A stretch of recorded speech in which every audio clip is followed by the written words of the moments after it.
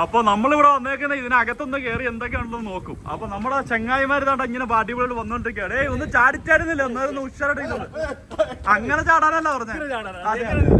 അപ്പൊ ഇതാണ് ഈ കുടത്തിനകത്താണ് പണ്ട് ഭൂതങ്ങളില്ല പഴഞ്ചൊല്ലേ ചുമ്മാ പറഞ്ഞു കേട്ടോ. എന്റെ അമ്മ ഈ ഒരു സ്റ്റെപ്പ് എന്ന് പറഞ്ഞാൽ നമ്മുടെ 200 സ്റ്റെപ്പ് വരും.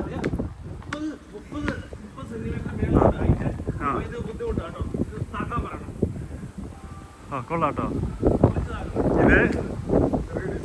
ഇത് ഏകദേശം 12 അല്ല, ഇതിന്റെ പ്രത്യേകത പറഞ്ഞാൽ ഇത് ഏകദേശം 12 മേശരിമാർ ഉറക്കം ഉളച്ചിരുന്ന് പണിഞ്ഞാണ്. അല്ല ഇത് മേശരിമാർ 12 മേശരിമാർ ഉറക്കം ഉളച്ചിരുന്ന് പണിഞ്ഞാണ്. കൊള്ളാട്ടോ, അടിപൊളി സെറ്റപ്പാട്ടോ.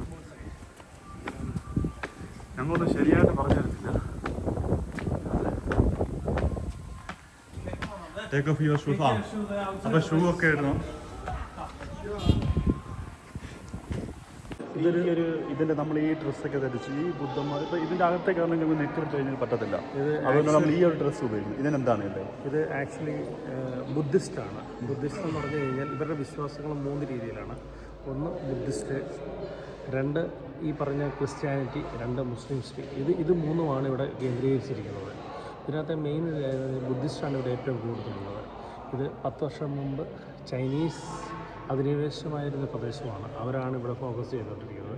ഇവിടെ വരുമ്പോൾ ഞങ്ങൾ ഈ പറയുന്ന പോലെ തന്നെ നമ്മൾ ഫോറിനേഴ്സ് ആയതുകൊണ്ട് നമ്മൾ ബർമുഡയിട്ടാണ് ഈ ഒരു പവിത്രത ആക്കാൻ വേണ്ടിയിട്ട് നമുക്ക് ഒരു വസ്ത്രം ഇവിടെ ധരിച്ചിരിക്കുകയാണ്. ഇവിടെ ഒരിക്കലും കാല് കാണിക്കാൻ പാടില്ല, ദേഹം കാണിക്കാൻ പാടില്ല എന്നൊരു വലിയ കോൺസെപ്റ്റിൻ്റെ പേരിലാണ് നമുക്ക് കണ്ടേക്കുന്നത്. എല്ലാവരും ഒന്ന് താഴോട്ട് കാണിച്ചപ്പോൾ നമുക്കറിയാം ഇതിൻ്റെ ഒരു പവിത്രത കണ്ടില്ലേ.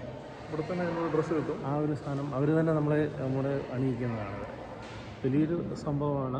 വിയറ്റ്നാമിൻ്റെ ഒരു വലിയ പവിത്രതയാണ് ഇതിലൂടെ നമുക്ക് സൂചിപ്പിക്കുന്നത്. Okay, thank you. നമുക്ക് അടുത്ത സ്ഥലത്തേക്ക് പോവാം. ഇതിവിടെ കയറണമെങ്കിൽ നമ്മൾ നിക്കറിട്ടേക്കുന്നതിൻ്റെ പേരിൽ ഇത് പാൽഗോവ മുട്ടായുടെ കൂട്ടുള്ള ഈ വസ്ത്രം ധരിക്കാതെ ഇവിടെ കയറാൻ പറ്റില്ല. അതുകൊണ്ട് ഞാനും ധരിച്ചിട്ടുണ്ട്. അത് ഇവിടുത്തെ ഒരു നിയമമാണ്.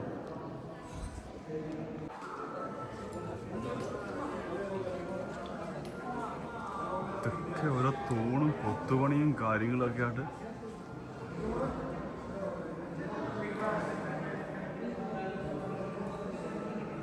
ഇത് പ്രാർത്ഥന.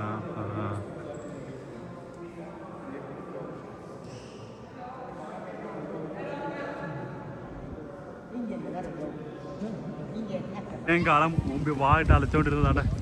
ഈ ഒരു പ്രതിമയുടെ മൂട്ടിലാണ് ഇരിക്കുന്നത്. ഓക്കെ, ബുദ്ധ എവിടെ അതോ ഇരിക്കുന്നത്.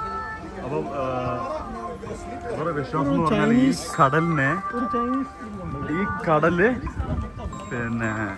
ഈ കടലിന്റെ സുനാമി, മറ്റുള്ള പ്രകൃതി ദുരന്തങ്ങളൊക്കെ പ്രൊട്ടക്റ്റ് ചെയ്യുന്നത് ഈ ഒരു ബുദ്ധ ആണെന്നാണ് വിശ്വാസം.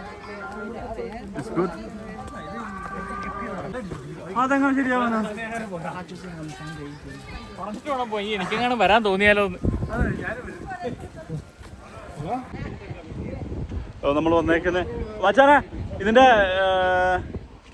ഈ സ്ഥലം എത്ര 10 വർഷമായതേ ഉള്ളൂ അല്ലേ? 10 വർഷം കൊണ്ട് ഇത് 10 വർഷമായതേ ഉള്ളൂ ഇത് കേട്ടോ. ഈ ബിൽഡിങ് 10 വർഷമായതേ. 10 വർഷം കൊണ്ട് ആക്കിയെടുത്ത ബിൽഡിങ്ങാണ് പറഞ്ഞത്. 10 വർഷം മുന്നേ. അപ്പം വിയറ്റ്നാം റിച്ച് കൊള്ളാട്ടോ. 10 വർഷം കൊണ്ടൊക്കെ ഇത്രയൊക്കെ ഡെവലപ്പായി. അവിടെ കുറേ പ്രതിമ ഉണ്ട്. അതിൻ്റെ കുറേ പ്രതിമകള് കാര്യങ്ങള് ഇതേപോലെ കാണാനുണ്ട് കേട്ടോ. കുറെ കാണാനുണ്ട്. അപ്പം നമ്മുടെ ലേഡി ബുദ്ധ കിടക്കുന്ന എന്താ ഇതൊരു ഫേമസ് ലേഡി ബുദ്ധ.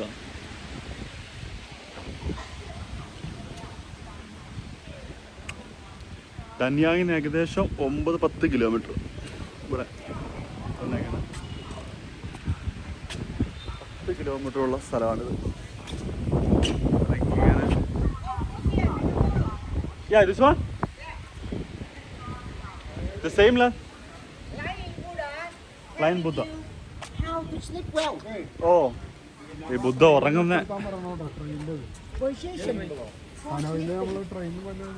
ഈ ബുദ്ധ ഉറങ്ങുന്ന ഒരു പ്രതിമ ആക്കി വെച്ചേക്കുവാണ്. ഇതാണ് ഇവരുടെ രാജ്യത്തിനെ പ്രൊട്ടക്റ്റ് ചെയ്യുന്നതെന്നാണ് ഇവർ വിശ്വസിക്കുന്നത്. ഭയങ്കര മഴയാണ് ഇവിടെ സിറ്റുവേഷൻ.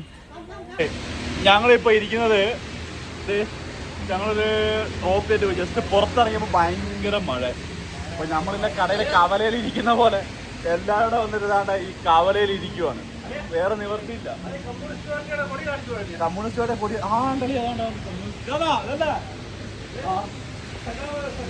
സഖാവ് എല്ലാം ട്രംപജന്റെ സ്ഥലമാണ്.